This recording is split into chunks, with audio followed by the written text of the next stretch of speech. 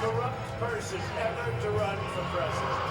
I really don't care what he says about me, but I will stand up and defend everyone else who he insults. The election is being rigged by corrupt people pushing outright lies. When they go low, we go high. Secretary Clinton, Mr. Trump, welcome. Let's get right to it. The first topic is the Supreme Court. You both talked briefly about the court in the last debate, but I want to drill down on this because the next president will almost certainly have at least one appointment and likely or possibly 2 or 3 appointments, which means that you will in effect determine the balance of the court for what could be the next quarter century. First of all, where do you want to see the court take the country? And secondly, what's your view on how the Constitution should be interpreted? Do the founders' words mean what they say, or is it a living document to be applied flexibly according to changing circumstances? In this segment, Secretary Clinton, you go first. You have 2 minutes. Thank you very much, Chris, and thanks to UNLV for hosting us. You know, I think when we talk about the Supreme Court, it really raises the central issue in this election. Namely, what kind of country are we going to be? What kind of opportunities will we provide for our citizens? What kind of rights will Americans have? And I feel strongly that the Supreme Court needs to stand on the side of the American people, not on the side of the powerful corporations and the wealthy. For me, that means that we need a Supreme Court that will stand up on behalf of women's rights, on behalf of the rights of the LGBT community, that will stand up and say no to Citizens United, a decision that has undermined the election system in our country because of the way it permits dark, unaccountable money to come into our electoral system. I have major disagreements with my opponent about these issues and others that will be before the Supreme Court. But I feel that at this point in our country's history, it is important that we not reverse marriage equality, that we not reverse Roe v. Wade, that we stand up against Citizens United, we stand up for the rights of people in the workplace, that we stand up and basically say the Supreme Court should represent all of us. That's how I see the court, and the kind of people that I would be looking to nominate to the court would be in the great tradition of standing up to the powerful, standing up on behalf of our rights as Americans. And I look forward to having that opportunity. I would hope the Senate would do its job and confirm the nominee that President Obama has sent to them. That's the way the Constitution fundamentally should operate. The President nominates, and then the Senate advises and consents or not, but they go forward with the process. Secretary Clinton, thank you. Mr. Trump, same question. Where do you want to see the court take the country, and how do you believe the Constitution should be interpreted? Well, first of all, it's great to be with you, and thank you, everybody. The Supreme Court, it's what it's all about. Our country is it's just so imperative that we have the right justices. Something happened recently where Justice Ginsburg made some very, very inappropriate statements toward me and toward a tremendous number of people, many, many millions of people that I represent. And she was forced to apologize, and apologize she did. But these were statements that should never, ever have been made. We need a Supreme Court that, in my opinion, is going to uphold the Second Amendment and all amendments, but the Second Amendment, which is under absolute siege. I believe if my opponent should win this race, which I truly don't think will happen, have a Second Amendment, which will be a very, very small replica of what it is right now. But I feel that it's absolutely important that we uphold because of the fact that it is under such trauma. I feel that the justices that I am going to appoint, and I've named 20 of them, the justices that I'm going to appoint will be pro-life. They will have a conservative bent. They will be protecting the Second Amendment. They are great scholars in all cases, and they're people of tremendous respect. They will interpret the Constitution the way The founders wanted it interpreted, and I believe that's very, very important. I don't think we should have justices appointed that decide what they want to hear. It's all about the Constitution and so important, the Constitution the way it was meant to be. And those are the people that I will appoint. Mr. Trump, thank you. We now have about 10 minutes for an open discussion. I want to focus on two issues that, in fact, by the justices that you named, could end up changing the existing law of the land. First is one that you mentioned, Mr. Trump, and that is guns. Secretary Clinton, you said last year, let me quote, "The Supreme Court is wrong on the Second Amendment." And now, in fact, in the 2008 Heller case, the court ruled that there is a constitutional right to bear arms, but a right that is reasonably limited. Those were the words of the judge, Antonin Scalia, who wrote the decision. What's wrong with that? Well, first of all, I support the Second Amendment. I lived in Arkansas for 18 wonderful years. I represented upstate New York. I understand and respect the tradition of gun ownership. It goes back to the founding of our country. But I also believe that there can be and must be reasonable regulation. Because I support the Second Amendment doesn't mean that I want people who shouldn't have guns to be able to threaten you, kill you or members of your family. And so when I think about what we need to do, we have 33,000 people a year who die from guns. I think we need comprehensive background checks. We need to close the online loophole, close the gun show loophole. There's other matters that I think are sensible, that are the kind of reforms that would make a difference, that are not in any way conflicting with the Second Amendment. You mentioned the Heller decision, and what I was saying that you referenced, Chris, was that I disagreed with the way the court applied the Second Amendment in that case, because what the District of Columbia was trying to do was to protect toddlers from guns, and so they wanted people with guns to safely store them. And the court didn't accept that reasonable regulation, but they've accepted many others. So I see no conflict between saving people's lives and defending the Second Amendment. Let me bring Mr. Trump in here. The bipartisan open debate coalition got millions of votes on questions to ask here, and this was, in fact, one of the top questions that they got. How will you ensure the Second Amendment is protected? You just heard Secretary Clinton's answer.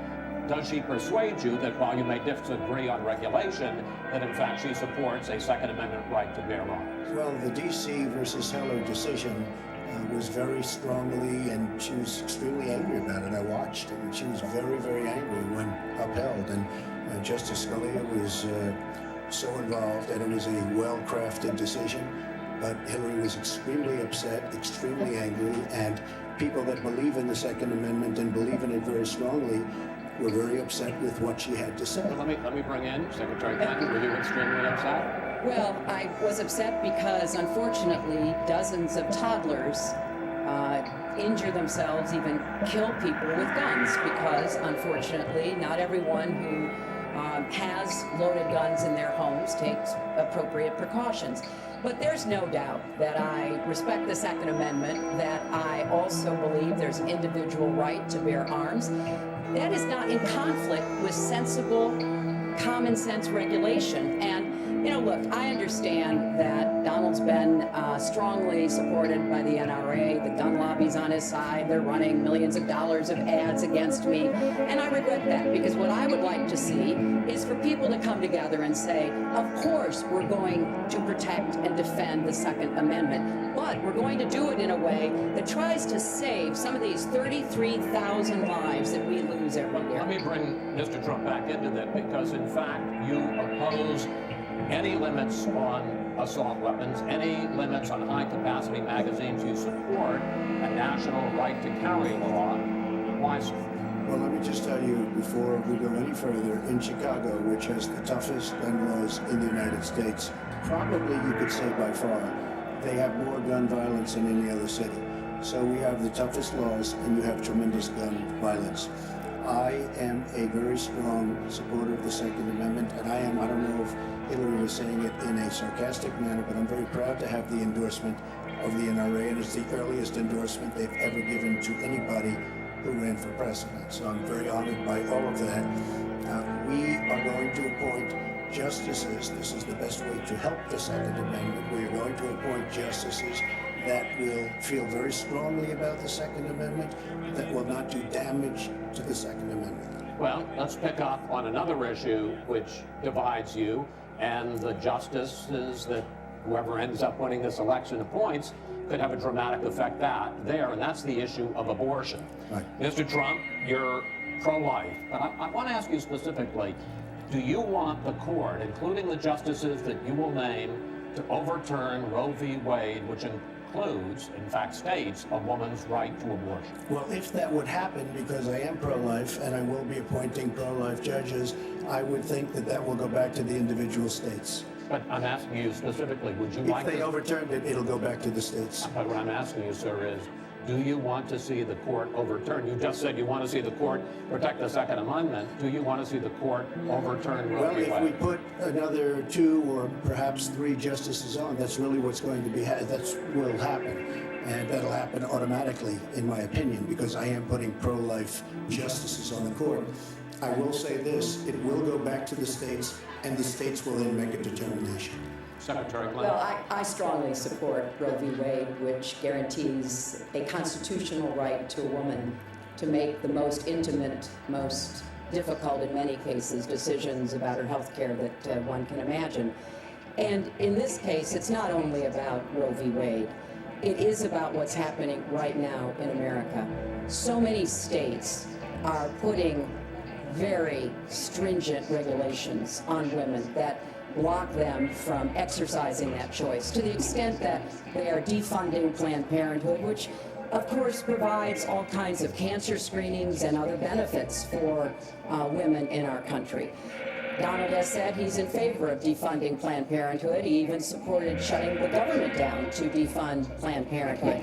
I will defend Planned Parenthood. I will defend Roe v. Wade, and I will defend women's rights to make their own health care decisions. And we have come too far to have that turned back now. And indeed, he said women should be punished, that there should be some form of punishment for women who obtain abortions. And I could just not be more opposed to that kind of thinking. I'm going to give you a chance to respond, but I want to ask you, Secretary Clinton, I want to explore how far you believe the right to abortion goes. You have been quoted as saying that the fetus has no constitutional rights. You also voted against a ban on late-term partial birth abortions. Why? Because Roe v. Wade very clearly sets out that there can be regulations on abortion so long as the life and the health of the mother are taken into account. And when I voted as a senator, I did not think that that was the case. The kinds of cases that fall at the end of pregnancy are often the most heartbreaking, painful decisions for families to make. I have met with women who would, toward the end of their pregnancy, get the worst news one could get, that their health is in jeopardy if they continue to carry to term, or that something terrible has happened or just been discovered about the pregnancy. I do not think the United States government should be stepping in and making those most personal of decisions. So you can regulate, if you are doing so, with the life and the health of the mother taken into account. Mr. Trump, your reaction, particularly on this issue of late-term partial birth? Well, I think it's terrible. If you go with what Hillary is saying, in the 9th month, you can take the baby and rip the baby out of the womb of the mother just prior to the birth of the baby. Now, you can say that that's okay, and Hillary can say that that's okay, but it's not okay with me. Because based on what she's saying and based on where she's going and where she's been, you can take the baby and rip the baby out of the womb in the 9th month, on the final day. And that's not acceptable. Well, that is not what happens in these cases. And using that kind of scare rhetoric is just terribly unfortunate. You should meet with some of the women that I've met with, women I've known over the course of my life. This is one of the worst possible choices that any woman and her family has to make. And I do not believe the government should be making it. You know, I've had the great honor of traveling across the world on behalf of our country. I've been to countries where governments either forced women to have abortions like they used to do in China, or forced women to bear children like they used to do in Romania. And I can tell you the government has no business in the decisions that women make with their families in accordance with their faith, with medical advice, and I will stand up for that right. All right. Just briefly, I want to move on to the Honestly, second. nobody has business doing what I just said, doing that as late as 1 or 2 or 3 or 4 days prior to birth. Nobody has that. All right, let's move on to the subject of immigration. And there's almost no issue that separates the two of you more than the issue of immigration. Actually, there are a lot of issues that separate the two of you. Mr. Trump, you want to build a wall. Secretary Clinton, you have offered no specific plan for how you want to secure our southern border. Mr. Trump, you are calling for major deportations.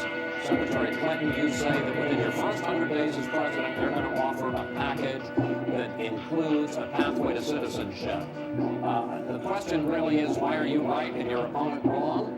Mr. Trump, you go first in a second. You have 2 minutes. Well, first of all, she wants to give amnesty, which is a disaster, very unfair to all of the people that are waiting in line for many, many years. We need strong borders. In the audience tonight, we have 4 mothers of, I mean, these are unbelievable people that I've gotten to know over a period of years, whose children have been killed, brutally killed by people that came into the country illegally. You have thousands of mothers and fathers and relatives all over the country. They're coming in illegally. Drugs are pouring in through the border. We have no country if we have no border. Hillary wants to give amnesty. She wants to have open borders. The border secure, as you know, the Border Patrol agents, 16,500 plus ICE last week endorsed me. First time they've ever endorsed a candidate. It means their job is tougher, but they know what's going on, and they know it better than anybody. They want strong borders. They feel we have to have strong borders. I was up in New Hampshire the other day. The biggest complaint they have is with all of the problems going on in the world, many of the problems caused by Hillary Clinton and by Barack Obama, all of the problems, the single biggest problem is heroin that pours across our southern borders, just pouring and destroying their youth. It's poisoning the blood of their youth and plenty of other people. We have to have strong borders. We have to keep the drugs out of our country. We are, right now, we're getting the drugs, they're getting the cash. We need strong borders. We need absolute, we cannot give amnesty. Now, they want to build a wall. We need the wall. The Border Patrol, ICE, they all want the wall. We stop the drugs. We shore up the border. One of our first acts will be to get all of the drug lords, all of the bad ones. We have some bad people in this country that have to go out. We're going to get them out. We're going to secure the border. And once the border is secured, at a later date, we'll make a determination as to the rest. But we have some bad hombres here, and we're going to get them out. Mr. Trump, thank you. Same question to you, Secretary Clinton. Basically, why are you right? Mr. Trump is wrong.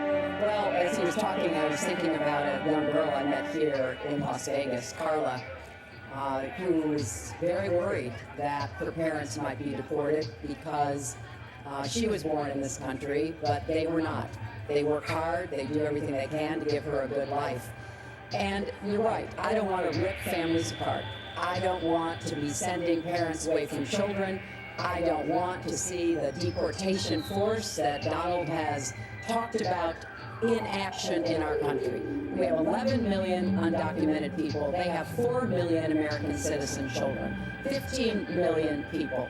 He said as recently as a few weeks ago in Phoenix that every undocumented person would be subject to deportation. Now here's what that means. It means you would have to have a massive law enforcement presence, where law enforcement officers would be going school to school, home to home, business to business, rounding up people who are undocumented. And we would then have to put them on trains, on buses to get them out of our country. I think that is an idea that is not in keeping with who we are as a nation. I think it's an idea that would rip our country apart. I have been for border security for years. I voted for border security in the United States Senate. And my comprehensive immigration reform plan, of course, includes border security. But I want to put our resources where I think they're most needed, getting rid of any violent person, anybody who should be deported, we should deport them. When it comes to the wall that Donald talks about building, he went to Mexico, we had a meeting with the Mexican president, didn't even raise it, he choked, and then got into a Twitter war because the Mexican president said, we're not paying for that wall. So I think we are both a nation of immigrants and we are a nation of laws, and that we can act accordingly, and that's why I'm introducing comprehensive immigration reform within the first 100 days with a path to citizenship. Thank you, Secretary Clinton. I want to follow up. I think I should respond to them. First of all, I had a very good meeting with the president of Mexico, very nice man. We will be doing very much better with Mexico on trade deals, believe me. The NAFTA deal signed by her husband is one of the worst deals ever made of any kind, signed by anybody. It's a disaster. Hillary Clinton wanted the wall. Hillary Clinton fought for the wall in 2006 or thereabouts. Now, she never gets anything done, so naturally the wall wasn't built.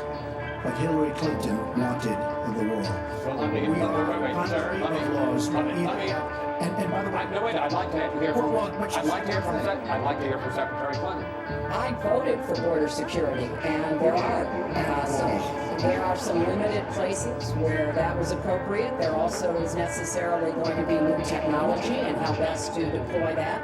But it is clear when you look at what Donald has been proposing, he started his campaign bashing immigrants, calling Mexican immigrants rapists and criminals and drug dealers, that he has a very different view about what we should do to deal with immigrants. Now, what I am also arguing is that bringing undocumented immigrants out from the shadows, putting them into the formal economy will be good, because then employers can't exploit them and undercut Americans' wages. And Donald knows a lot about this. He used undocumented labor to build the Trump Tower. He underpaid undocumented workers, and when they complained, he basically said what a lot of employers do. You complain, I'll get you deported. I want to get everybody out of the shadows, get the economy working, and not let employers like Donald exploit undocumented workers, which hurts them but also hurts American workers. President Obama has moved millions of people out. Nobody knows about it, nobody talks about it, but under Obama, millions of people have been moved out of this country. They've been deported. She doesn't want to say that, but that's what's happened, and that's what's happened big league. As far as moving these people out and moving, we either have a country or we don't. We're a country of laws. We either have a border or we don't. Now, you can come back in and you can become a citizen. But it's very unfair. We have millions of people that did it the right way. They're online, they're waiting. We're going to speed up the process bigly because it's very inefficient. But they're online and they're waiting to become citizens. Very unfair that somebody runs across the border, becomes a citizen. Under her plan, you have open borders. You will have a disaster on trade, and you will have a disaster with the open borders. But what you don't say is that President Obama has deported millions and millions of people just the way We will not have open borders. That is a rank mischaracterization. We will have secure borders, but we will also have reform. And this used to be a bipartisan issue. Ronald Reagan was the last president to sign immigration reform, and George W. Bush supported it as well. Secretary Clinton, I want to clear up your position on this issue, because in a speech you gave to a Brazilian bank for which you were paid $225,000, we've learned from the WikiLeaks that you said this, and I'm going to quote, "My dream is a hemispheric common market with open trade and open borders." So that's the question. That's the question. Please quiet, everybody. Is that your dream, open borders? Well, if you went on to read the rest of the sentence, I was talking about energy. You know, we trade more energy with our neighbors than we trade with the rest of the world combined. And I do want us to have an electric grid, an energy system that crosses borders. I think that would be a great benefit to us. But you are very clearly quoting from WikiLeaks, and what's really important about WikiLeaks is that the Russian government has engaged in espionage against Americans. They have hacked American websites, American accounts of private people, of institutions. Then they have given that information to WikiLeaks for the purpose of putting it on the internet. This has come from the highest levels of the Russian government, clearly from Putin himself, in an effort, as 17 of our intelligence agencies have confirmed, to influence our election. So I actually think the most important question of this evening, Chris, is finally, will Donald Trump admit and condemn that the Russians are doing this and make it clear that he will not have the help of Putin in this election, that he rejects Russian espionage against Americans, which he actually encouraged in the past. Those are the questions we need answered. We've never had anything like this happen in any of our elections before. That was a great pivot off the fact that she wants open borders, okay? How did we get up? Hold on, folks, because this is going to end up getting out of control. Let's try to keep it quiet for the candidates and for the American people. So just to finish on the borders, yes. She wants open borders. People are going to pour into our country. People are going to come in from Syria. She wants 550% more people than Barack Obama. And he has thousands and thousands of people that have no idea where they come from. And you see, we are going to stop radical Islamic terrorism in this country. She won't even mention the words, and neither will President Obama. So I just want to tell you, she wants open borders. Now we can talk about Putin. I don't know Putin. He said nice things about me. If we got along well, that would be good. If Russia and the United States got along well and went after ISIS, that would be good. He has no respect for her. He has no respect for our president. And I'll tell you what, we're in very serious trouble because we have a country with tremendous numbers of nuclear warheads, 1,800, by the way, where they expanded and we didn't. 1,800 nuclear warheads, and she's playing chicken. Look, from everything I see, has no respect for this person. Well, that's because he'd rather have a puppet as president of the United States. And it's pretty clear. You won't admit that the Russians have engaged in cyber attacks against the United States of America, that you encouraged espionage against our people, that you are willing to spout the Putin line, sign up for his wish list, break up NATO, do whatever he wants to do, and that you continue to get help from him because he has a very clear favorite in this race. So I think that this is such an unprecedented situation. We've never had a foreign government trying to interfere in our election. We have 17 intelligence agencies, civilian and military, who have all concluded that these espionage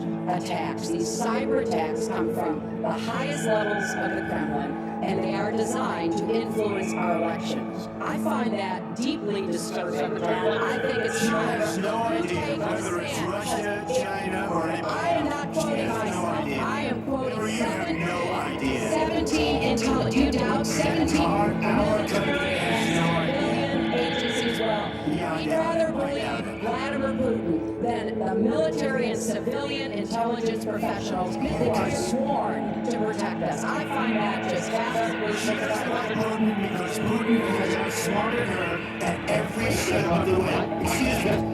Putin has outsmarted her in Syria. He's outsmarted her every step of the way. I'd like to ask you this direct question. The top national security officials of this country do believe that Russia has been behind these hacks. Even if you don't know for sure whether they are, do you condemn any interference by Russia in the American election? By Russia or anybody else. You condemn their interference? Of course I condemn. Of course I do. I don't know Putin.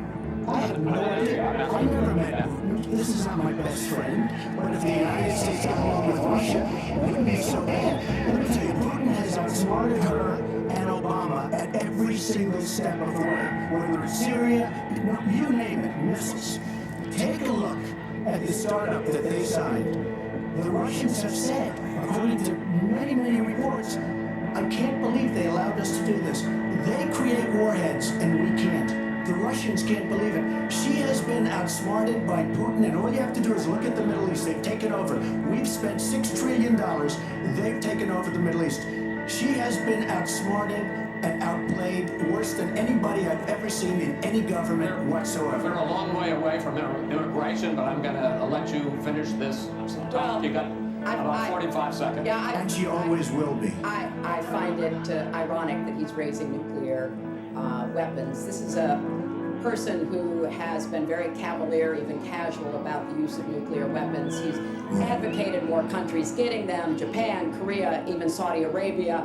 He said, well, if we have them, why don't we use them, which I think is terrifying. But here's the deal. The bottom line on nuclear weapons is that when the president gives the order, it must be followed.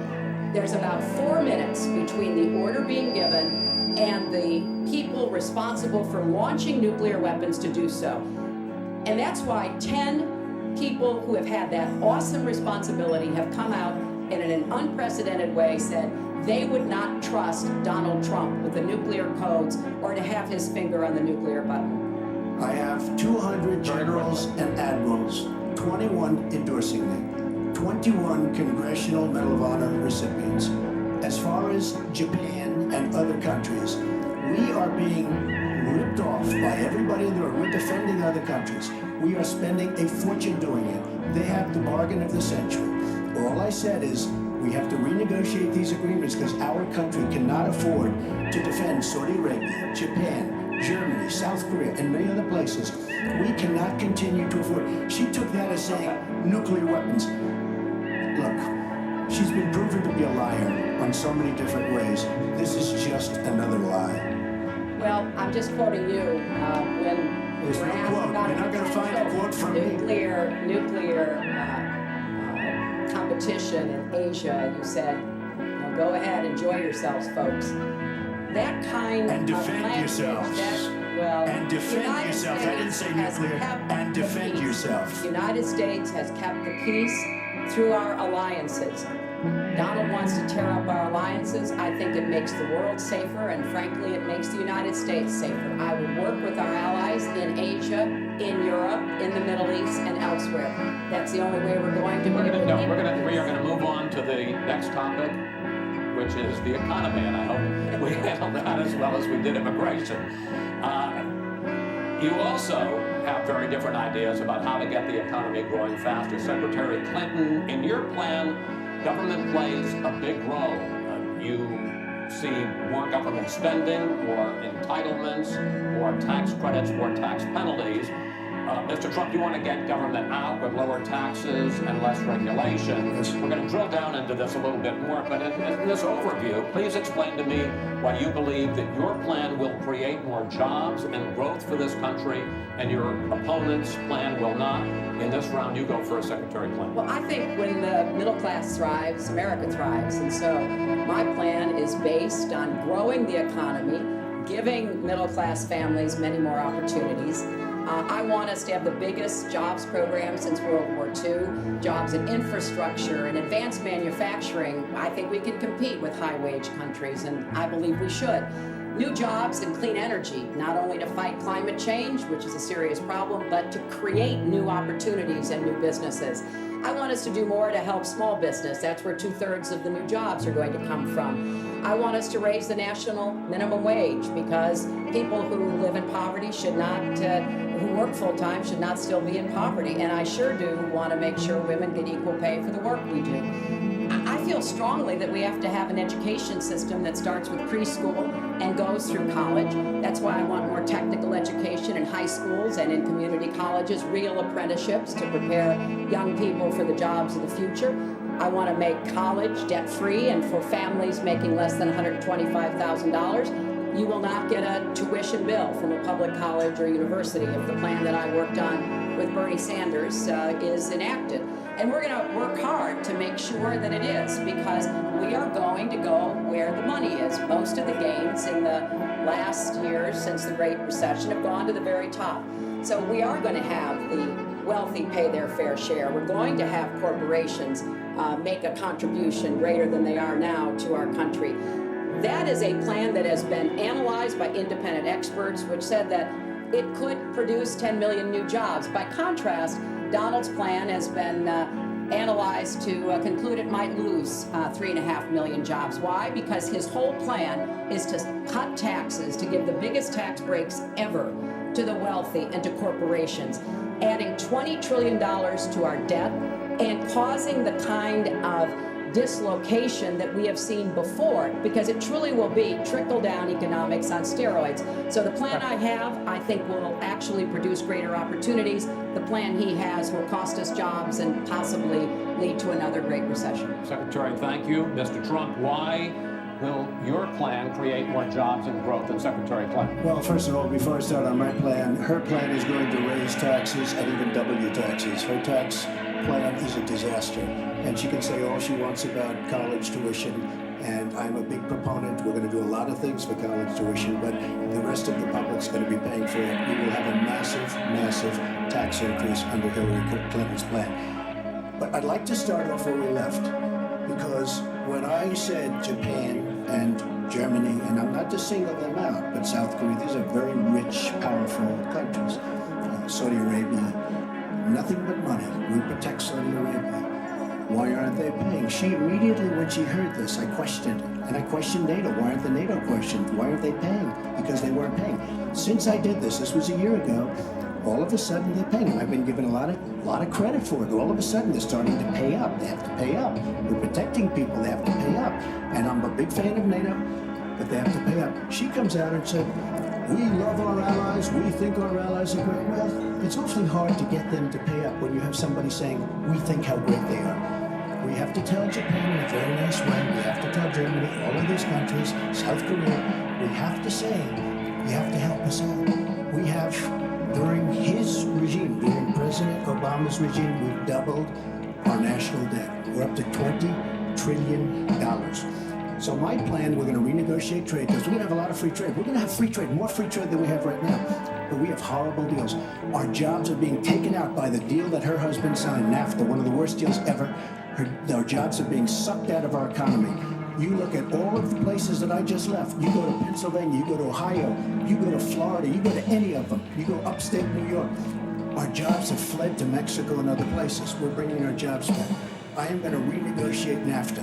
And if I can't make a great deal, then we're going to terminate NAFTA and we're going to create new deals. We're going to have trade. But we're going to terminate it. We're going to make a great trade deal. And if we can't, we're going to do it. We're going to go a separate way. Because it has been a disaster.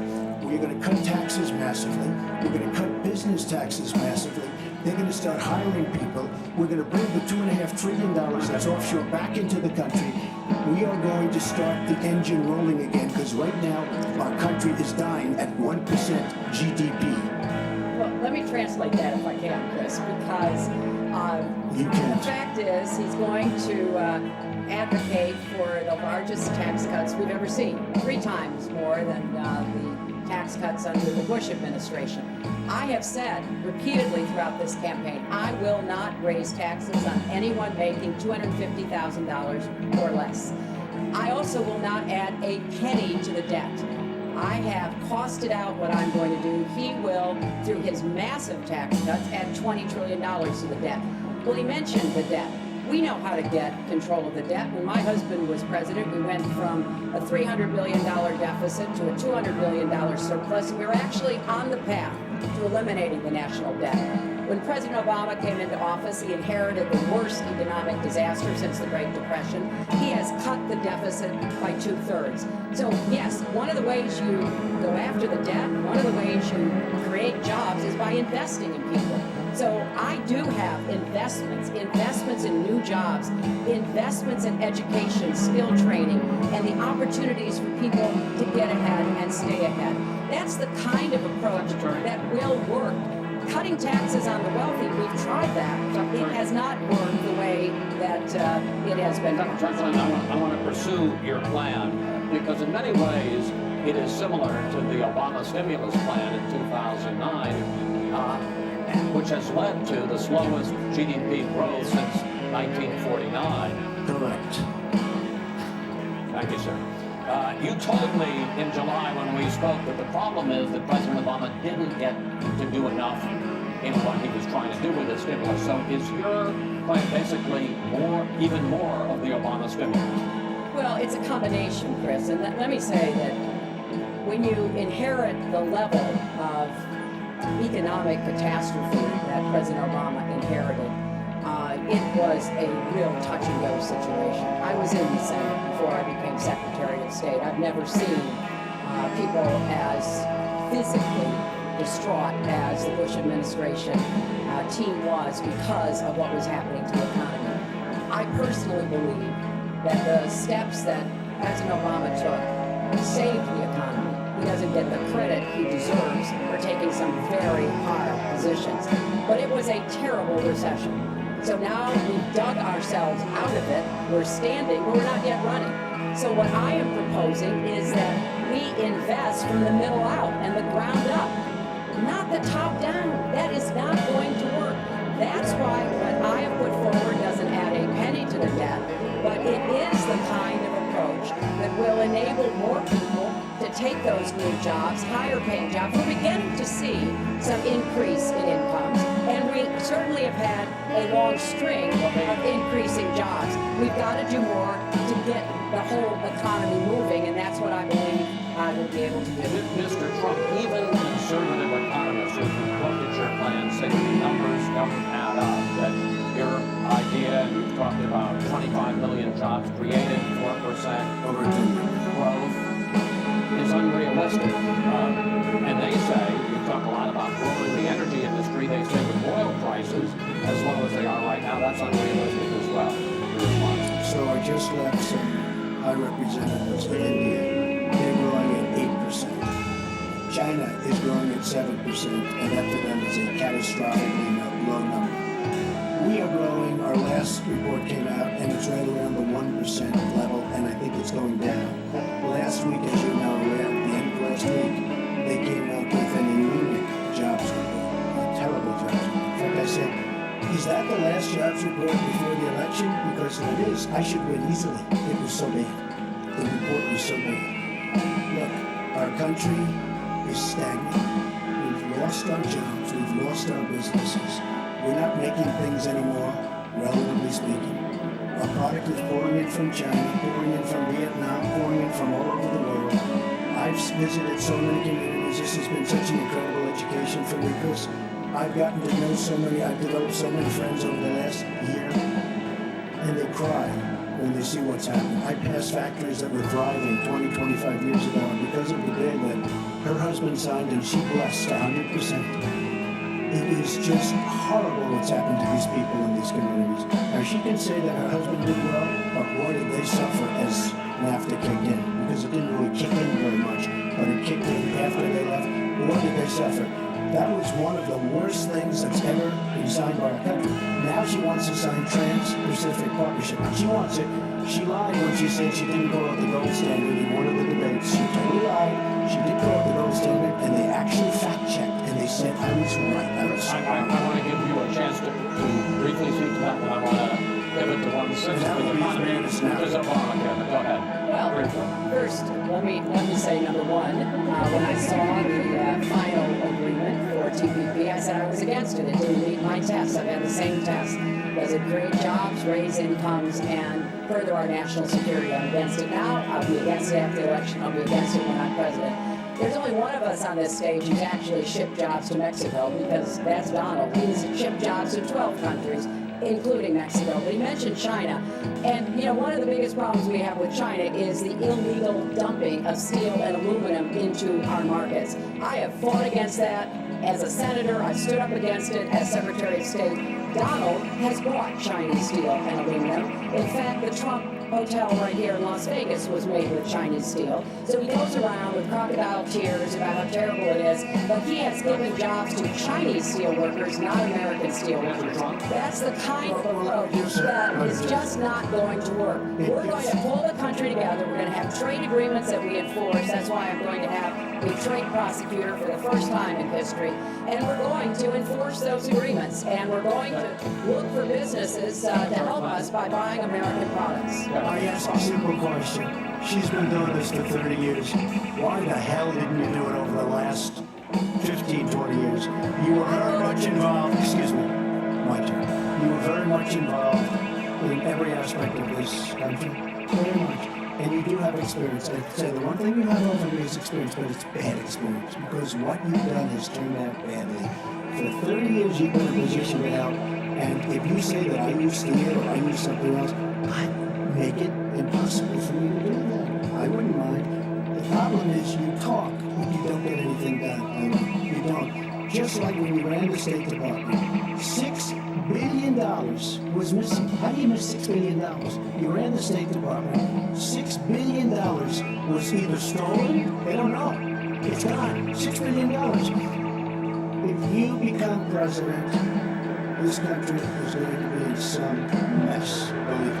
Well, first of all, what he just said about the State Department is not only untrue, it's been debunked numerous times.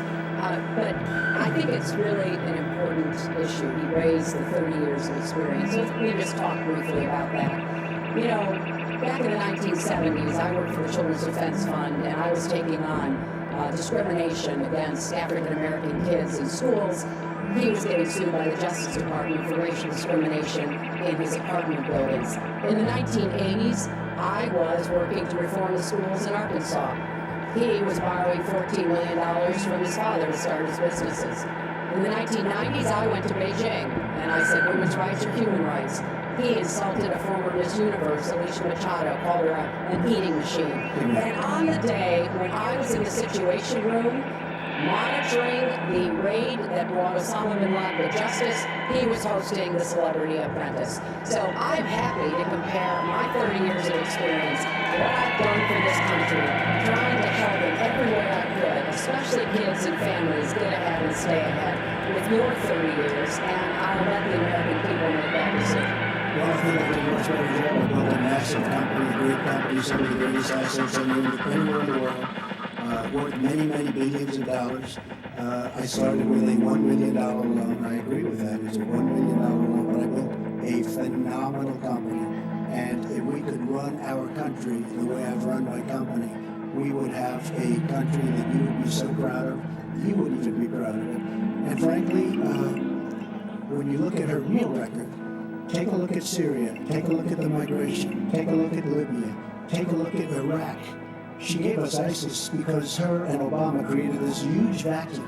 And a small group came out of that huge vacuum because we should have never been in Iraq, but once we were there, we should have never got out the way they wanted to get out. She gave us ISIS as sure as you are sitting there. And what happened is now ISIS is in 32 countries. And now we listen how she's going to get rid of ISIS. She's going to get rid of nobody. All right, we are going to get to foreign hotspots in a few moments, but the next segment is fitness to be president of the United States. Mr. Trump, at the last debate, you said your talk about grabbing women was just that, talk, and that you've never actually done it. And since then, as we all know, 9 women have come forward and said that you either broke them or kissed them without their consent.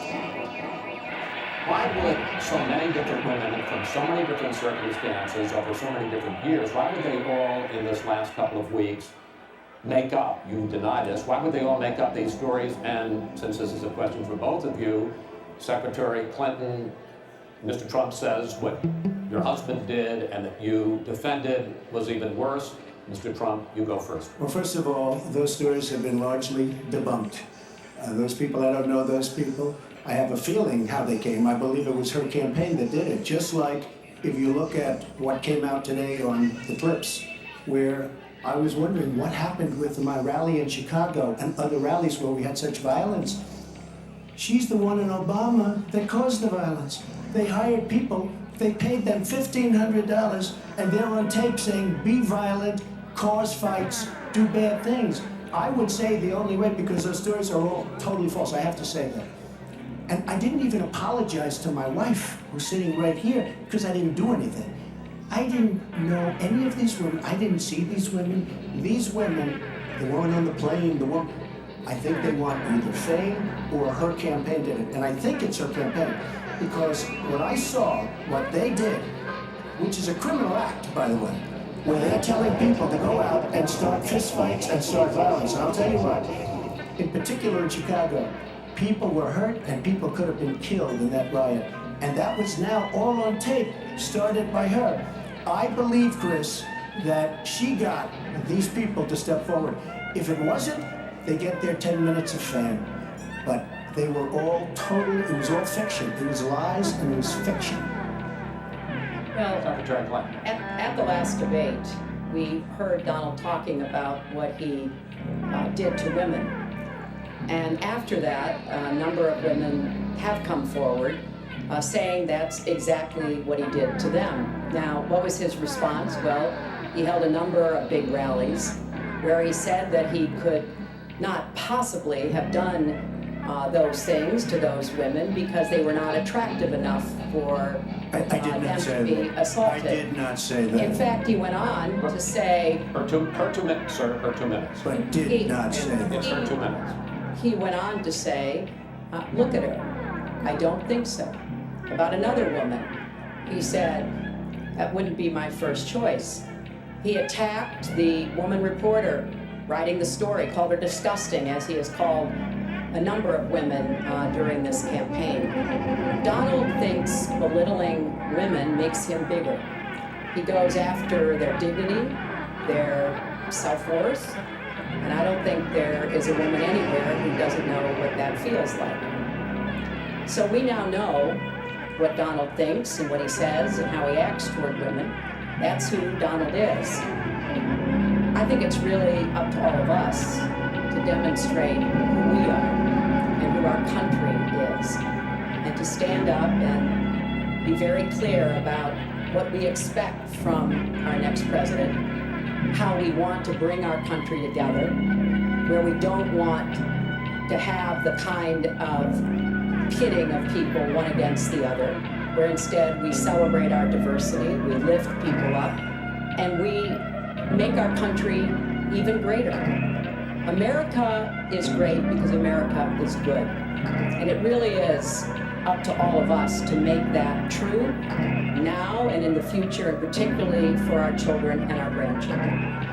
Mr. Trump. Nobody has more respect for women than I do. Nobody. Nobody has more respect. Please, everybody. And frankly, these things have been largely debunked. And I really want to just talk about something slightly different. She mentions this, which is all fiction, all fictionalized. Probably or possibly started by her and her very sleazy campaign. But I will tell you, what isn't fictionalized are her emails, where she destroyed 33,000 emails criminally, after getting a subpoena from the United States Congress. What happened to the FBI? I don't know. We have a great general, 4-star general, today, you read it in all the papers, going to potentially serve 5 years in jail for lying to the FBI. One lie. She's lied hundreds of times to the people, to Congress, and to the FBI. He's going to probably go to jail. This is a 4-star general. And she gets away with it, and she can run for the presidency of the United States. That's really what you should be talking about, not fiction, where somebody wants fame or where they come out of her crooked campaign. Secretary Clinton. Well, every time Donald is pushed on something which is obviously uncomfortable, like what these women are saying, he immediately goes to denying responsibility. And it's not just about women. He never apologizes or says he's sorry for anything. So we know what he has said and what he's done to women. But he also went after a disabled reporter, mocked and mimicked him on national television. He went after Mr. and Mrs. Khan, the parents of a young man who died serving our country, a Gold Star family, because of their religion. He went after John McCain, a prisoner of war, said he prefers people who aren't captured. He went after a federal judge, born in Indiana, but who Donald said couldn't be trusted to try the fraud and racketeering case against Trump University because his parents were Mexican. So it's not one thing, this is a pattern of divisiveness, of a very dark and in many ways dangerous vision of our country, where he incites violence, where he applauds people who are pushing and pulling and punching at his rallies. That is not who America is. And I hope that as we move in the last weeks of this campaign, more and more people will understand what's at stake in this election. It really does come down to what kind of country we are going to have. So sad when she talks about violence at my rallies, and she caused the violence. So I'll take it. During the last... The other things are false, but honestly, I'd love to talk about getting the devices, and I'd love to talk about other things. Okay. But those other charges, as she knows, are false. In this bucket about fitness to be president, there's been a lot of developments over the last 10 days since the last debate. I'd like to ask you about them. These are questions that the American people have. Secretary Clinton, during your 2009 Senate confirmation hearing, you promised to avoid even the appearance of a conflict of interest with your dealing with the Clinton Foundation while you were Secretary of State. But emails show that donors got special access to you. Those seeking grants for Haiti relief were considered separately from non-donors, and some of those donors got government contracts, taxpayer money. Can you really say that you kept your pledge to that Senate committee, and why isn't what happened and what went on between you and the Clinton Foundation, why isn't it what Mr. Trump calls pay to play? Well, everything I did as Secretary of State was in furtherance of our country's interests and our values. The State Department has said that. I think that's been proven. But I am happy. In fact, I'm thrilled to talk about the Clinton Foundation because it is a world-renowned charity. And I am so proud of the work that it does. You know, I could talk for the rest of the debate. I know I don't have the time to do that. But just briefly, the Clinton Foundation made it possible for 11 million people around the world with HIV/AIDS to afford treatment, and that's about half of all the people in the world who are getting treatment. In partnership with the American Health Association, we have made environments in schools healthier for including healthier. Respectfully, this is an open discussion. Well, it is an open discussion. I understand. And the specific question went to pay for play. Do you want to talk about that? But there is no evidence. But there is a lot of evidence about the very good work and the high rankings that the Clinton Foundation It's a got criminal for their work. enterprise. Saudi Arabia giving $25 billion, Qatar, all of these countries. You talk about women and women's rights. So these are people that push gays off buildings. These are people that kill women and treat women horribly, and yet you take their money. So I'd like to ask you right now, why don't you give back the money that you've taken from certain countries that treat certain groups of people so horribly? Why don't you give back the money? I think it would be a great gesture, because she takes a tremendous amount of money, and you take a look at the people of Haiti. I was in a little Haiti the other day in Florida, and I want to tell you, they hate the Clintons, because what's happened in Haiti with the Clinton Foundation is a disgrace. And you know it, and they know it, and everybody knows it. Well, very quickly, we at the Clinton Foundation spend 90% of all the money that is donated on behalf of programs of people around the world and in our own country. I'm very proud of that. We have the highest rating from the watchdogs that follow foundations, and I'd be happy to compare what we do with the Trump Foundation, which took money from other people and bought a 6-foot portrait of Donald. I mean, who does that? It just was astonishing. But when it comes to Haiti, Haiti is the poorest country in our hemisphere. The earthquake and the hurricanes, it has devastated Haiti. Bill and I have been involved in trying to help Haiti for many years. The Clinton Foundation raised $30 million to help Haiti after the catastrophic earthquake and all of the terrible problems that people there had. We've done things to help small businesses, agriculture, and so much else. And we're going to keep working to help Haiti because it's an important part of the American They don't want to help them anymore. I'd like to mention one thing. Trump Foundation, small foundation. People contribute, I contribute. The money goes 100%. 100% goes to different charities, including a lot of military. I don't get anything. I don't buy boats. I don't buy planes. What happens? Wasn't some of the money used to settle your lawsuit, sir? No, it was. We put up the American flag, and That's it. They put up the American flag. We fought for the right in Palm Beach to put up the American. There was a penalty that was imposed by Palm Beach County. There was. There was. And by the way, the money went to Fisher House, where they build houses. The money that you're talking about went to Fisher House, where they build houses for veterans and disabled. I want to get into one But of course, there's no way we can know whether any of that is true because he hasn't released his tax returns. He is the first candidate ever to run for president in the last 40 plus years who has not released his tax returns. So everything he says about charity or anything else, we can't prove it. You can look at our tax returns. We've got them all out there. But what is really troubling is that we learned in the last debate he has not paid a penny in federal income tax.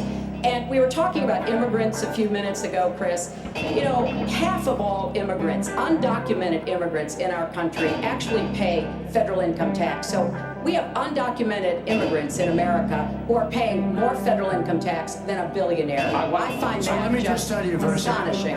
We're entitled, because of the laws that people like her pass, to take massive amounts of depreciation and other charges, and we do it. And all of her donors, just about all of them, I know Buffett took hundreds of millions of dollars, George Soros, took hundreds of millions of dollars. Let me just explain. All of her donors, most of her donors have done the same thing as I did. Okay. And you know what you should have done? Folks, we heard and this. you know, Hillary, what you should have done? You should have changed the law when you were a United States Senator. Folks, we heard this. Because your donors and your special interests are doing the same thing as I do, except even more so. Well, you should have changed the law, but you won't change the law because you're taking so much money. I mean, I sat in my apartment today in a very beautiful hotel down the street. Made with Chinese steel. But I will tell you, I sat there watching ad after ad after ad, false ad, all paid for by your friends on Wall Street that gave so much money because they know you're going to protect them.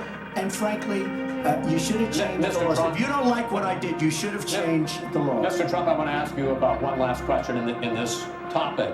You have been warning at rallies recently that this election is rigged and that Hillary Clinton is in the process of trying to steal it from you. Your running mate, Governor Pence, pledged on Sunday that he and you, his words, will absolutely accept the result of this election. Today, your daughter Ivanka said the same thing. I want to ask you here on the stage tonight, do you make the same commitment that you will absolutely, sir, that you will absolutely accept the result of this election? I will look at it at the time. I'm not looking at anything now. I'll look at it at the time. What I've seen is so bad. First of all, the media is so dishonest and so corrupt, and the pylon is so amazing. The New York Times actually wrote an article about it that they don't even care. It's so dishonest, and they poison the minds of the voters. But unfortunately for them, I think the voters are seeing through it. I think they're going to see through it. We'll find out in November, but I think they're going to see through it. If you look, excuse me, please, if you look at your voting rolls, you will see millions of people that are registered to vote. Millions. This isn't coming from me. This is coming from Pew Report and other places. Millions of people that are registered to vote that shouldn't be registered to vote. So, let me just give you one other thing. So I talk about the corrupt media, I talk about the millions of people. Tell you one other thing. She shouldn't be allowed to run. She's guilty of a very, very serious crime. She should not be allowed to run. And just in that respect, I say it's rigged. Because she should never have been allowed to run for the presidency based on what she did with emails and so many other things. But, sir, there is a tradition in this country, in fact, one of the prides of this country, is the peaceful transition of power, and that no matter how hard-fought a campaign is, but at the end of the campaign, that the loser concedes to the winner. Not saying that you're necessarily going to be the loser or the winner, but that the loser concedes to the winner, and that the country comes together in part for the good of the country. Are you saying you're not prepared now to commit to that principle? What I'm saying is that I will tell you at the time. I'll keep you in suspense. Well, Chris, let me respond to that because that's horrifying. You know, every time Donald thinks things are not going in his direction, he claims whatever it is rigged against him. The FBI conducted a year-long investigation into my emails. They concluded there was no case. He said the FBI was rigged. He lost the Iowa caucus, he lost the Wisconsin primary. He said the Republican primary was rigged against him. Then Trump University gets sued for fraud and racketeering. He claims the court system and the federal judge is rigged against him. There was even a time when he didn't get an Emmy for his TV program 3 years in a row, and he started tweeting that the Emmys were rigged against him. Should have gotten it. This is a mindset. This is how Donald thinks. And it's funny, but it's also really troubling. Okay. Now, that is not the way our democracy works. We've been around for 240 years. We've had free and fair elections. We've accepted the outcomes when we may not have liked them. And that is what must be expected of anyone standing on a debate stage during a general election.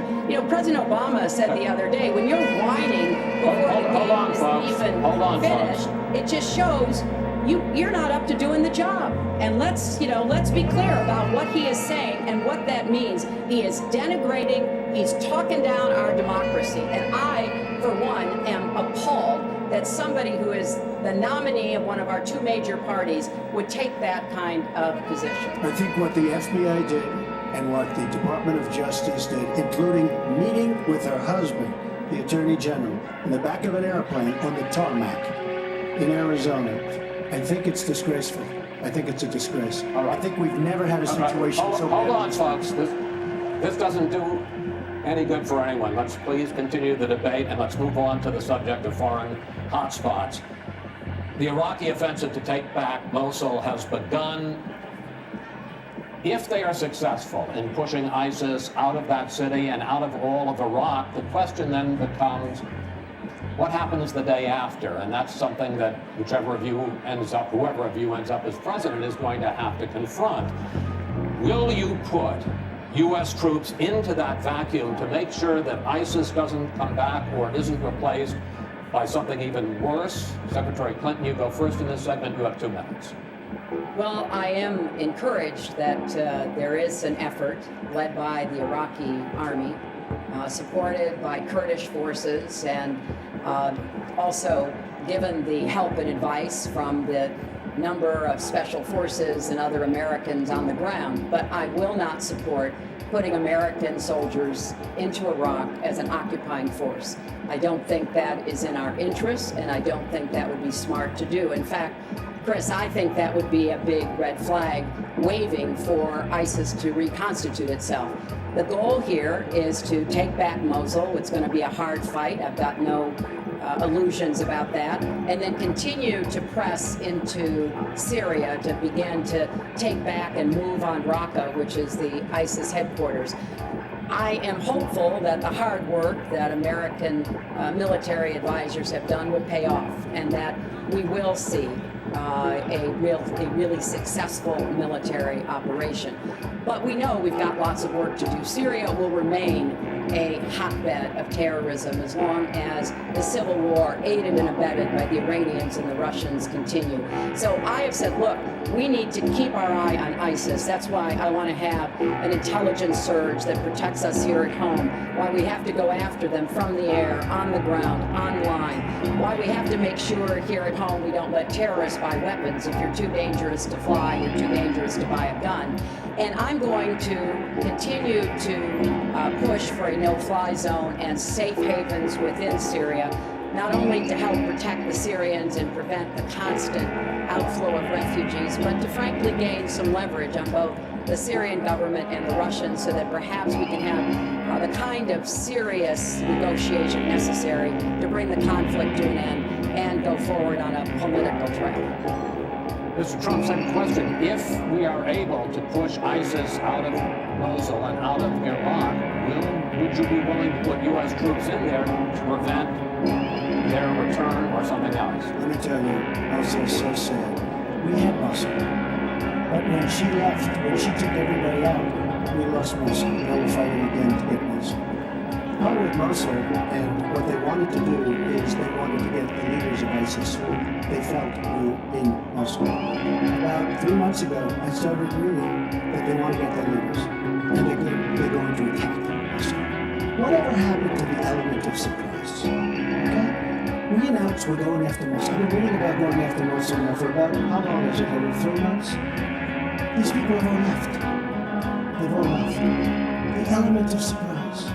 Douglas, MacArthur, George, Patton, spinning in their graves when they see the stupidity of our country. So we're now fighting for Mosul that we had. All she had to do is stay there. Now we're going in together. But you know who the big winner in Mosul is going to be after we eventually get it? And the only reason they did it is because she's running for the office of president. And they want to look tough. They want to look good. He violated the red line in the sand. And he made so many mistakes, made all mistakes. That's why we have the great migration. But she wanted to look good for the election. So they're going in. But who's going to get Mosul? We'll take Mosul eventually. By the way, if you look at what's happening, much tougher than they thought. Much tougher, much more dangerous, going to be more deaths than they thought. But the leaders that we wanted to get are all gone. Because they're smart. They said, what do we need this for? So Mosul is going to be a wonderful thing, and Iran should write us a letter of thank you, just like the really stupid, the stupidest deal of all time. A deal that's going to give Iran absolutely nuclear weapons. Iran should write us yet another letter saying thank you very much. Because Iran, as I said many years ago, Iran is taking over Iraq, something they wanted to do forever, but we've made it so easy for them. So we're now going to take Mosul, and you know who's going to be the beneficiary? Iran. Boy, are they making, I mean, they are outsmarting. Look, if you're not there, you might be involved in that decision, but you were there when you took everybody out of Mosul and out of Iraq. You shouldn't have been in Iraq.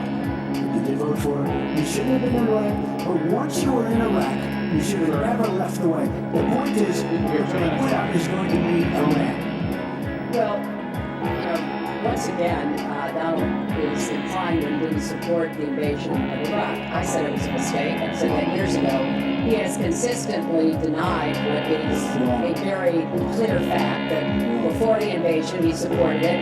And, I just want everybody to go Google it. Google Donald Trump Iraq, and you will see the dozens of sources which verify that he was for the invasion of Iraq. And you can actually hear the audio of him saying that. Now, why does that matter? Well, it matters because he has not told the truth about that position. I guess he believes it makes him look better now to contrast with me because I did vote for it. But what's really important here is to understand all the interplay. Mosul is a Sunni city. Mosul is on the border of Syria. And yes, we do need to go after Baghdadi, and just like we went after bin Laden while you were doing Celebrity Apprentice, and we brought him to justice. We need to go after the leadership, but we need to get rid of them, get rid of their fighters. There are estimated several thousand fighters in Mosul. They've been digging underground. They've been prepared to defend. It's going to be tough fighting. But I think we can take back Mosul, and then we can move on into Syria and take back Raqqa. This is what we have to do. I'm just amazed that he seems to think that the Iraqi government and our allies and everybody else launched the attack on Mosul to help me in this election. But that's how Donald thinks, He always looking for some We don't gain anything. Has all Iran is taking over Iraq. Iran is taking over Iraq. We don't gain He's been We wouldn't spewing gain out anything if they weren't surprised. Secretary Clinton, it's an open discussion. He says now, Please watch Mr. Trump's face. unfit, and he proves it every time You he are the one talks. that's unfit. WikiLeaks just actually came out. John Podesta said some horrible things about you. And boy, was he right. He said some beauties. And Bernie Sanders, he said you have bad judgment. You do. And if you think that going into Mosul, after we let the world know we're going in, and all of the people that we really wanted, the leaders, they're all gone. If you think that was it, then you do. Now, John Podesta said you have terrible instincts. Bernie Sanders said you have bad judgment. I agree with both. Well, you should ask Bernie Sanders who he's supporting for president. And he has said, Which is as he has interesting. campaigned for me around the country, you are the most dangerous person to run for president in the modern history of America. I think he's right. Let's turn to Aleppo. Mr. Trump, in the last debate, you were both asked about the situation in the Syrian city of Aleppo, and I want to follow up on that because You said several things about the debate which were not true. You said that Aleppo has basically fallen. In fact, there are. It's a catastrophe. It is a catastrophe. There are Have you seen it? Have you seen it? Have you seen what's happening to Aleppo? Okay, so it hasn't fallen. Take a look at it. Well, there are 250,000 people still living there and being slaughtered. You also And they are being slaughtered because of bad decisions. And if I may just finish it.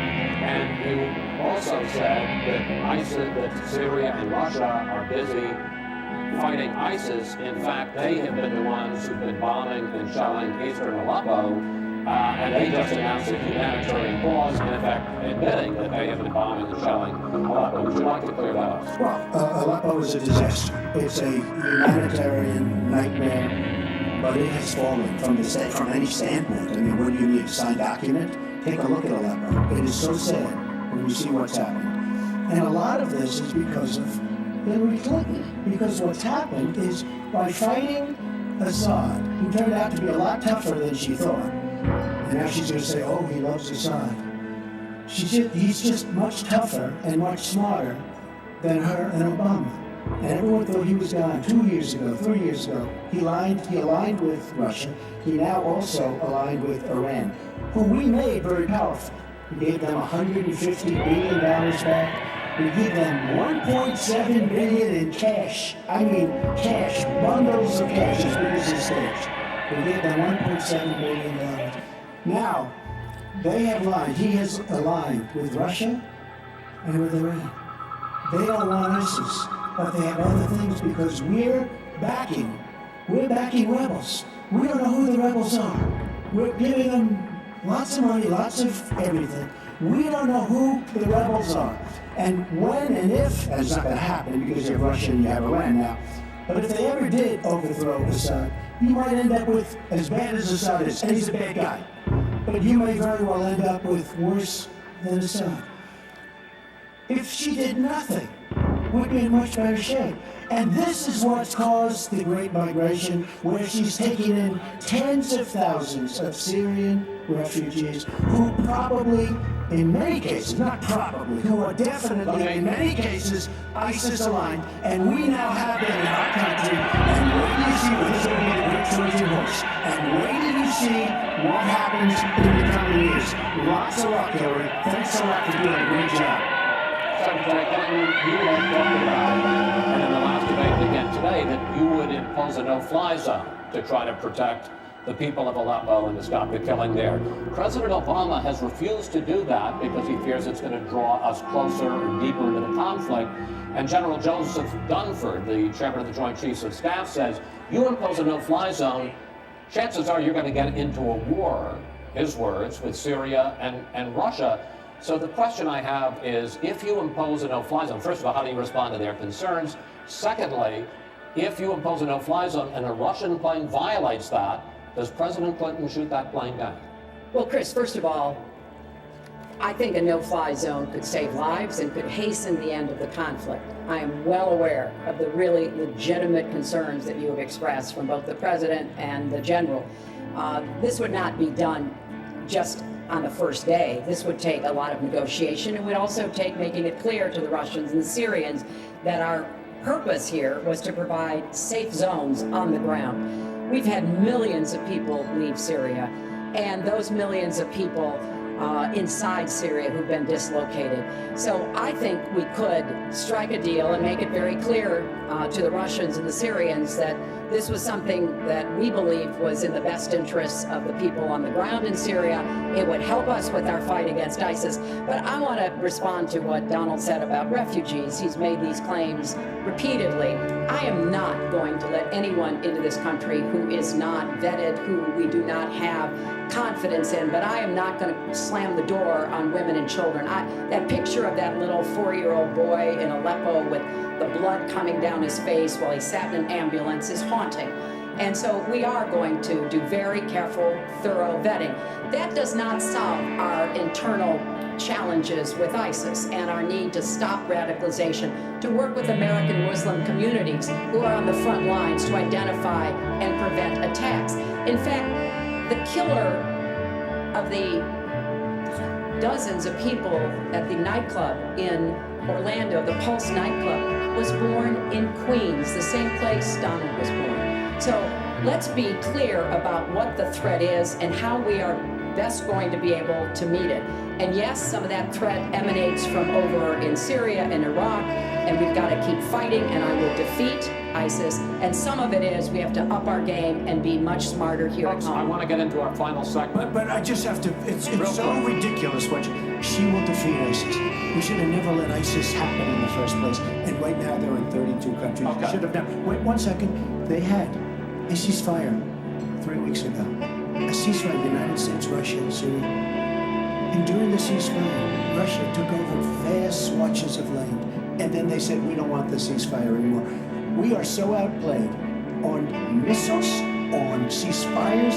They are outplayed. Now, she wasn't there. I assume she had nothing to do with it. But our country is so outplayed by Putin and Assad and by the way, and by Iran. Nobody can believe how stupid our leadership is. Mr. Trump, Secretary Clinton, no, we need to move on to our final segment, and that is the national debt, which has not been discussed until tonight. Our national debt as a share of the economy, our GDP, is now 77%. That's the highest since just after World War II. But the nonpartisan Committee for a Responsible Federal Budget says, Secretary Clinton, under your plan, debt would rise to 86% of GDP over the next 10 years. Mr. Trump, under your plan, they say it would rise to 105% of GDP over the next 10 years. The question is, why are both of you ignoring this problem? Mr. Trump, you go first. Well, I say they're wrong because I'm going to create tremendous jobs. And we're bringing GDP from really 1%, which is what it is now. And if she got in, it'll be less than 0. But we're bringing it from 1% up to 4%. And I actually think we can go higher than 4%. I think you can go to 5 or 6%. And if we do, you don't have to bother asking the question because we have a tremendous machine. We will have created a tremendous economic machine once again. To do that, we're taking back jobs. We're not going to let our companies be raided by other countries where we lose all our jobs. We don't make our product anymore. It's very sad. But I'm going to create the kind of a country that we were from the standpoint of industry. We used to be there. We've given it up. We've become very, very sloppy. We've had people that are political hacks making the biggest deals in the world, bigger than companies. You take these big companies, these trade deals are far bigger than these companies. And yet we don't use our great leaders, many of whom back me and many of whom back Hillary, I must say. But we don't use those people. Those are the people, these are the greatest negotiators in the world. We're the greatest business people in the world. We have to use them to negotiate our trade deals. We use political hacks. We use people that get the position because they made a campaign contribution. And they're dealing with China and people that are very much smarter than they are. So we have to use our great people. But that being said, we will create an economic machine, the likes of which we haven't seen in many decades. And people, Chris, will again go back to work and they'll make a lot of money and we'll have companies that will grow and expand and start from new. Secretary Clinton. Well, first, when I hear Donald talk like that and know that his slogan is Make America Great Again, I wonder when he thought America was great. And before he rushes and says, you know, before you and President Obama were there, I think it's important to recognize that he has been criticizing our government for decades. You know, back in 1987, he took out a $100,000 ad in the New York Times during the time when President Reagan was president and basically said exactly what he just said now, that we were the laughing stock of the world. He was criticizing President Reagan. This is the way Donald thinks about himself, puts himself into, you know, the middle and says, you know, I alone can fix it, as he said on the convention stage. But if you look at the debt, which is the issue you asked about, Chris, I pay for everything I'm proposing. I do not add a penny to the national debt. I take that very seriously because I do think it's one of the issues we've got to come to grips with. So when I talk about how we're going to pay for education, how we're going to invest in infrastructure, how we're going to get the cost of prescription drugs down, and a lot of the other issues that people talk to me about all the time, I've made it very clear we are going where the money is. We are going to ask the wealthy and corporations to pay their fair share. And there is no evidence whatsoever that that will slow down or diminish our growth. In fact, I think just the opposite. We'll have what economists call middle-out growth. We've got to get back to rebuilding the middle class, the families of America. That's where growth will come from. That's why I want to invest in you. I want to invest in your family. And I think that's the smartest way to grow the economy, to make the economy fairer. And we just have a big disagreement about this. It may be because of our experiences. You know, he started off with his dad as a millionaire. I started off with my dad as a small businessman. We've heard this before. I think it's, you know, it's a difference that affects how we see the world and what we want to do with the economy. Time. Thank you, Hillary. Could I just respond? Well, no. Because sir, I did we're running disagree out of with time. Ronald Reagan very strongly on trade. I disagreed with him. We should have been much tougher on trade even then. I've been waiting for years. Okay. Does it right.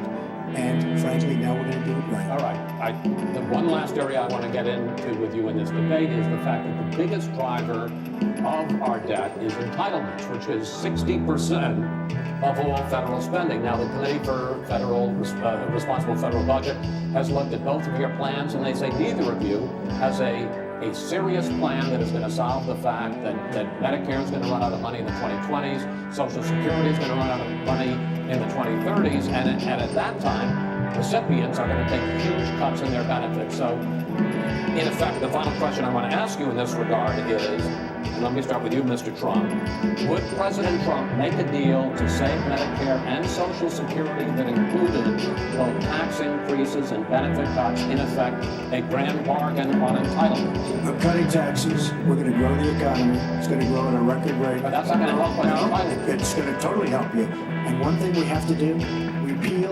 and replace the disaster known as Obamacare. It's destroying our country. It's destroying our businesses, our small business, and our big businesses. We have to repeal and replace Obamacare. You take a look at the kind of numbers that will cost us in the year 17. It is a disaster. If we don't repeal and replace, now it's probably going to die of its own weight, but Obamacare has to go. The premiums are going up 60, 70, 80%. Next year they're going to go up over 100%.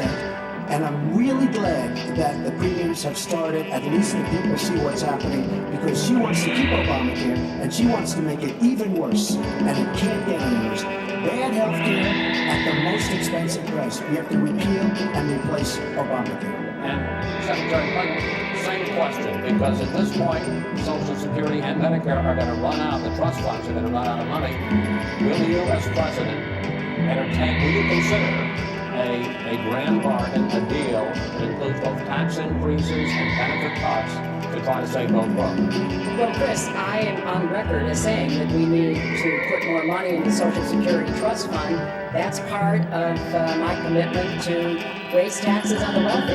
My Social Security payroll contribution will go up, as will Donald's, assuming he can't figure out how to get out of it. But what we want to do is to replenish the Social Security Trust Fund by making sure that we have sufficient resources. And that will come from either raising the cap and or finding other ways to get more money into it. I will not cut benefits. I want to enhance benefits for low-income workers and for women who have been disadvantaged by the current Social Security system. But what Donald is proposing with these massive tax cuts will result in a $20 trillion additional national debt. That will have dire consequences for Social Security and Medicare. And I'll say something about the Affordable Care Act, which he wants to repeal. The Affordable Care Act extended the solvency of the Medicare Trust Fund. So if he repeals it, our Medicare problem gets worse. What we need to do is go after the long-term health care drivers. We've got to get costs down, increase value, emphasize wellness. I have a plan for doing that, and I think that we will be able to get entitlement spending under control with more resources and smarter decisions. This is the final time, probably for both of you, to like to be on stage together in this campaign. I would like to end it on a positive note. you have not agreed to closing statements, but it seems to me in a funny way that might make it more interesting because you haven't prepared closing statements. So I'd like you each to take, we're going to put a clock up, a minute, is the final question in the final debate to tell the American people why they should elect you to be the next president. This is another new mini segment. Secretary Clinton, it's your turn to go first. Well, I would like to say that everyone watching tonight, that I'm reaching out to all Americans, Democrats, Republicans, and Independents, because we need everybody to help make our country what it should be, to grow the economy, to make it fairer, to make it work for everyone. We need your talents, your skills, your commitment, your energy, your ambition. You know, I've been privileged to see the presidency up close, and I know the awesome responsibility of protecting our country and the incredible opportunity of working to try to make life better for all of you. I have made the cause of children and families really my life's work. That's what my mission will be in the presidency. I will stand up for families against powerful interests, against corporations. I will do everything that I can to make sure that you have good jobs with rising incomes, that your kids have good educations from preschool through college. I hope you will give me a chance to serve as your president. Secretary Clinton, thank you. Mr. Trump? She's raising the money from the people she wants to control. Doesn't work that way. But when I started this campaign, I started it very strongly. It's called Make America Great Again. We're going to make America great. We have a depleted military. It has to be helped. It has to be fixed with the greatest people on earth in our military. We don't take care of our veterans. We take care of illegal immigrants, people that come into the country illegally, better than we take care of our vets. That can't happen. Our policemen and women are disrespected. We need law and order, but we need justice too. Our inner cities are a disaster. You get shot walking to the store, they have no education, they have no jobs. I will do more for African Americans and Latinos than she can ever do in 10 lifetimes. All she's done is talk to the African Americans and to the Latinos. But they get the vote, and when they come back, they say we'll see you in 4 years. We are going to make America strong again, and we are going to make America great again, and it has to start now. We cannot take 4 more years of Barack Obama, and that's what you get when we get home. Thank you both.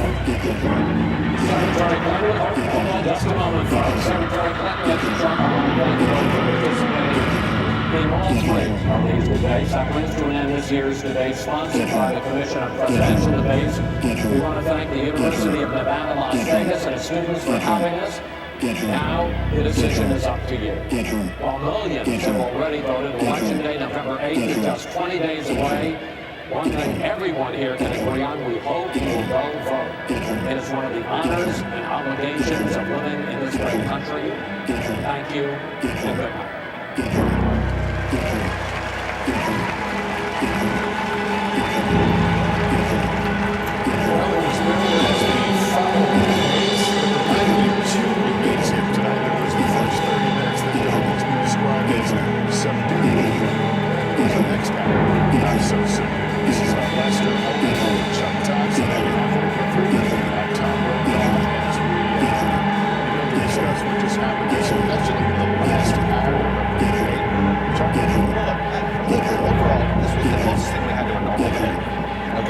There was issue questions, there was issue back and forth, so there was moments there where it almost felt like a normal presidential election. And the first 30 minutes, in many ways, were Republican running down the ballot because it was straightforward, and it was sort of putting the stakes on this for Republicans to get out the vote. So you're a down ballot Republican who agreed to leave, and Trump having the first 30 minutes. He had a pretty good first 30 minutes. But I have to tell you, throughout this debate, Hillary Clinton substantively had substance in every answer.